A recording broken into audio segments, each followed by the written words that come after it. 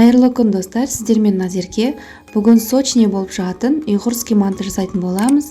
Дәмі деген өте дәмді және бұл мантының жасалу жолы да ерекше. Ең алдымен қамырын дайындауға кірісеміз. Таза ыдысымызға 600 грамм ұн саламыз, сосын 250 грамм суға тұзымызды ерітіп ұнға құямыз. Сосын бір жұмыртқамызды салып, қамырды илеуге кірісеміз. Негізі мұнда жұмыртқа салу міндетті емес. Мен бір жұмыртқа салғандықтан қамырым кішкене жұмсақтау болып қалды, сондықтан тағы да 50 грамм ұнымды салып, ары қарай қамырды илеуге кірістім. Осыдан артық ұн салмаймыз. Осының өзінен қамырымыз қатты болып шығады. Қамырымыздың басы біріккенше бір түйіршік қалдырмай жақсылап илейміз. Барынша қатты болғаны дұрыс қамырымыздың.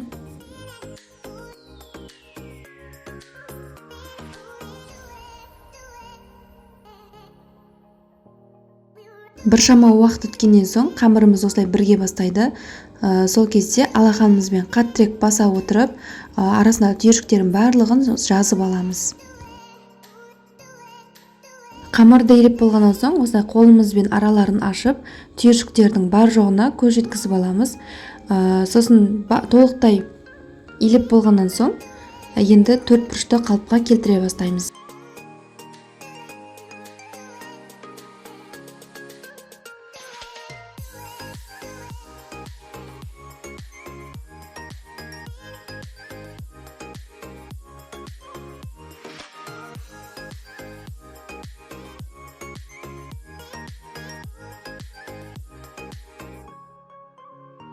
Міне осындай қалыпқа келтіріп аламыз, сосын пакетке салып 20 минутқа холодильникке жібереміз. 20 минуттан кейін қайта қамырымызды алып, екі жағынан кезек-кезек ала отырып, бірнеше қайтара илеп аламыз.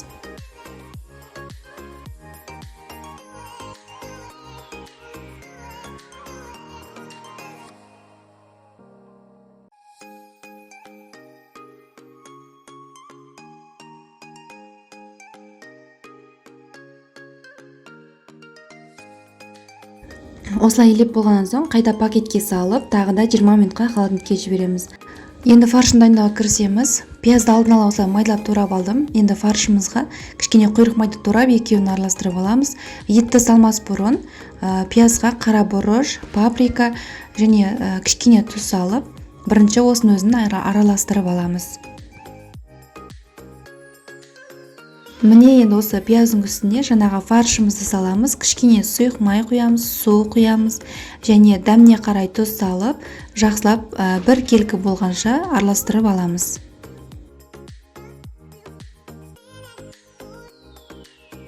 Жиырма минуттай уақыт өткеннен соң жаңағы қамырымызды аламыз, сосын бірнеше бөлікке бөліп шығамыз.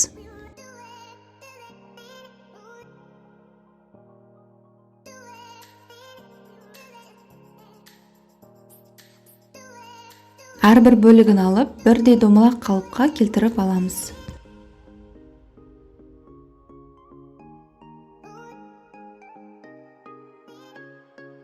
Қамырымыздың екі бөлігін алып, қалған бөліктерін пакетке салып қоямыз, қаяз қалмас үшін.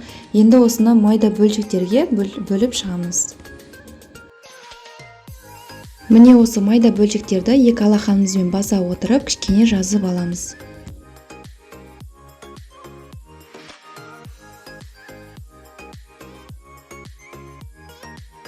Міне енді қамырларды жаюға кірісеміз. Бұл қамырдың бізге шеті жұқа болғаны керек, сол үшін алғашында оқтауменен кішкене жазып аламыз, сосын тек қана шетін ғана баса отырып, қамырымызды дөңгелектеп жайып аламыз. Қамырымыз қаяз қалмас үшін ең алдымен 10 жақты қамырды жайып, түйіп алатын боламыз.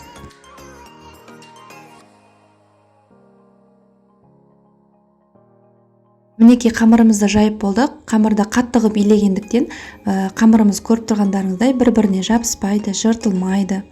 Енді осыған фаршымызды салып түйетін боламыз.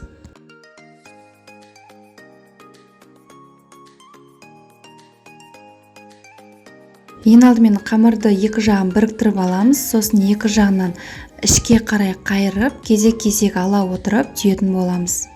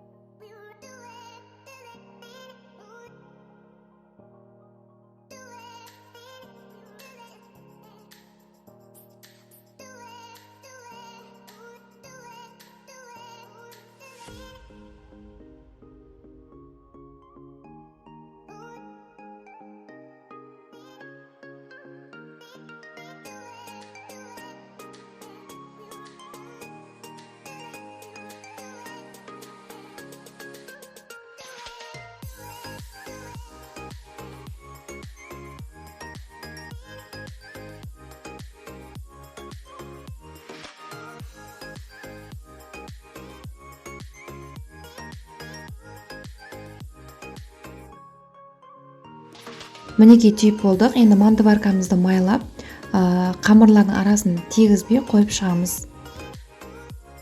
Қамырымыз қайысып қалмас үшін бетінде жақсылап майлап шығамыз. Енді осыны 45 минуттай пісіретін боламыз. Мінекей біздің мантілеріміз әп-әдемі болып пісіп шықты. Видеода көріп тұрғандарыңыздай, мантілеріңіз сочный болып пісіп шығады.